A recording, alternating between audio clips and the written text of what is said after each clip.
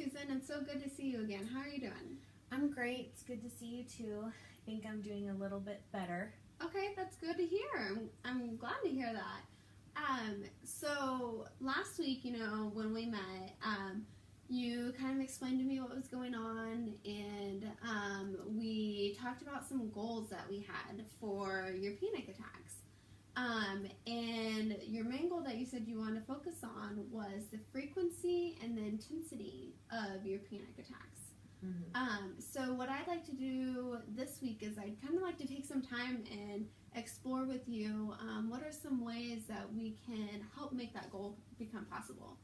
So in doing so, I just want you to start with telling me how this week went. So how did your job go? How did everything go? Okay. Well, on the job front, everything is better. I'm adjusting. I think everyone likes me. My boss is telling me that I'm doing a good job. Okay. So that helps when I'm feeling stressed, or I start to my panic level to rise. Mm-hmm.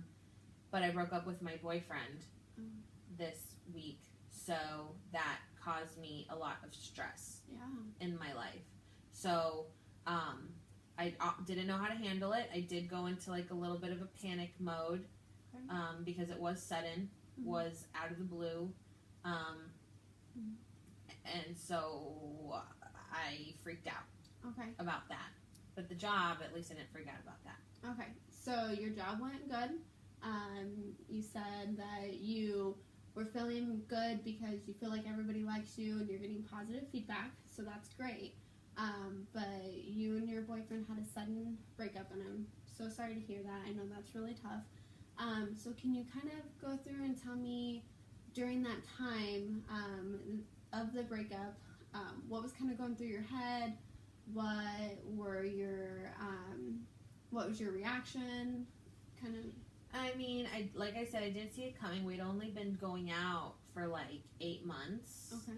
And like he would always calm me down because he knew about my panic attack issues, and he knew like how my parents expected so much out of me, and so he would kind of calm me down. So I used him as like a rock, kind of. Okay. And he like called me on the phone. I had had a great day at work. He called me on the phone and he's like, we need to talk. This just isn't working for me anymore. And I was really blindsided, and it made me really mad, and I liked having a boyfriend. And then I call my parents, and my mom blames me for getting broken up with. And I didn't do anything. I thought I was doing everything right, and then so I'm stressed out about that, and then I call my mom to like help me out, and then she blames me, so that even made me more panicky. And so I like had a little episode. I didn't go to the hospital or anything. Okay. But I had an episode, and I just tried to like do deep breathing, and I cried obviously because sad. Because he, and it's like I couldn't call him to, comfort me when I'm having one of these freakouts because he doesn't want to talk to me. So it was just that day was just not good. And I'm still a little upset. Okay. But, Well, first I want to say that's great that you were able to do some deep breathing. I'm really proud of you for doing that, to be able to go, kind of calm yourself down in that situation. But I just want to clarify some things. So you were blindsided, you were upset, you said you were mad. So you called your mom, and your mom blamed you. Can you tell me more about that conversation and what you mean by she blamed you? I haven't had a lot of successful relationships. Okay.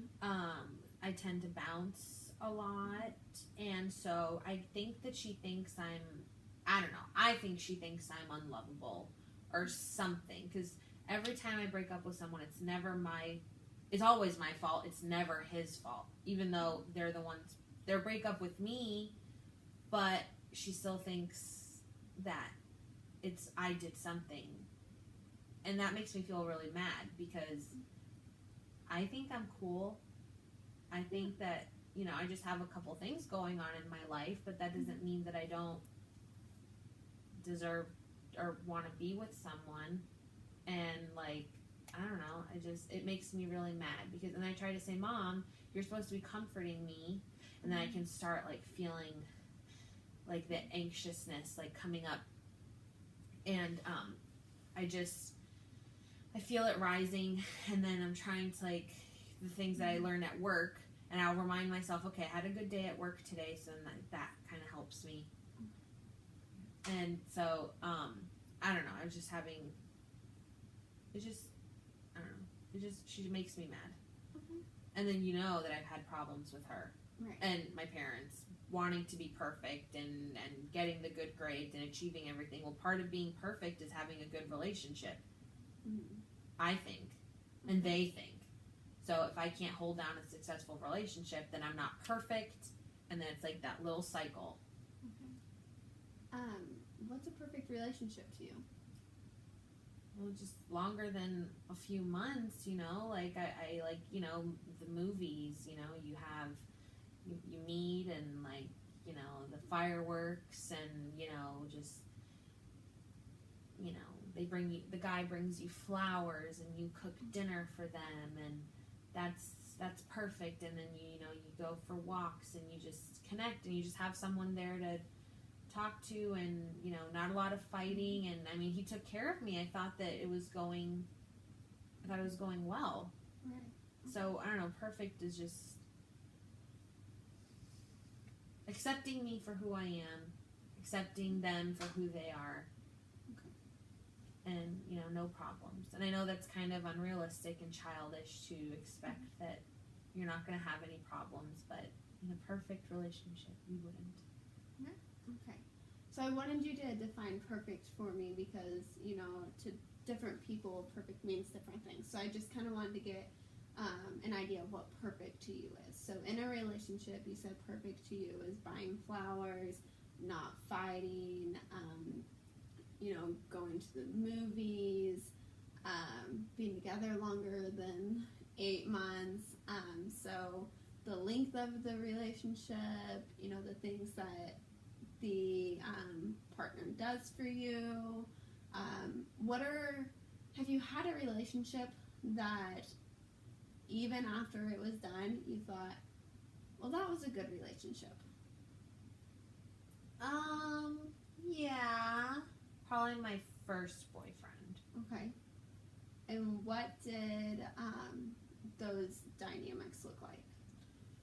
Well, we were younger. We were in high school. That was my first boyfriend, my senior year. And, I don't know, we were just maybe younger and we didn't have so many adult problems. And, like, when you grow up, I mean, I'm 22, so I think I'm, like, a grown-up. I just graduated college and I got my first, you know, big girl job and stuff. So I believe I'm a grown-up now. But at 18, it's like you don't have, you know, we were going to basketball games and football games and stuff like that. And, you know, he broke up with me because he was moving away. And I said I wanted a long-distance relationship, but he didn't want one.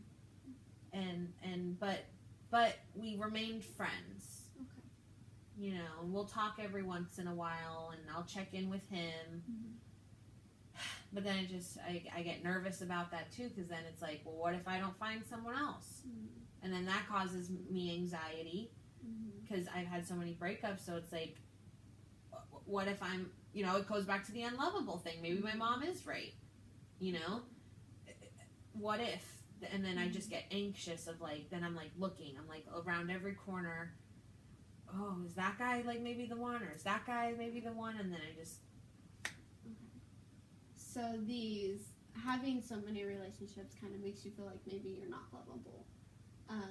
And then it causes you to constantly look for that person that may be the right one, and that causes you anxiety. Is that right? Okay.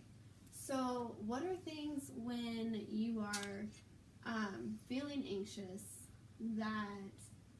what are things that you do? Like, what's going through your mind? Like, take me back to during the breakup. You were blindsided. You weren't expecting it. You thought things were going great. And as he was telling you, that he was done, and you were starting to get worked up, what was kind of going through your mind? Like, the first thing I thought of was, like, not again. Okay. I don't like, I'm like, I feel like I'm up and down, up and down, up and down. Because then I'm, like, really happy with someone, then we break up, and then I get, like, the sadness of, oh my gosh, like, again. Mm-hmm. So that went through my mind. I was like, what did I do wrong? Mm-hmm. Because he didn't really give me a concrete reason for breaking up. He just said it wasn't working. And, well, what about it wasn't working? And I tried, and then he's like, just, why don't you I don't want it to work. I don't want to be with you anymore. And then he just kind of left me cold turkey. So then angry, sad, confused, anxious again of like, I got out of the 8-month relationship, but I was like, okay, well, now I have to find someone else. And that, so I didn't feel happy at all. And just, I was mad at him and I was mad at myself. Because then I think, I did it again. And then I thought I would get some refuge in my mom. And that didn't happen. Right. Well, I want to just kind of let you know that those feelings are all very common during a relationship.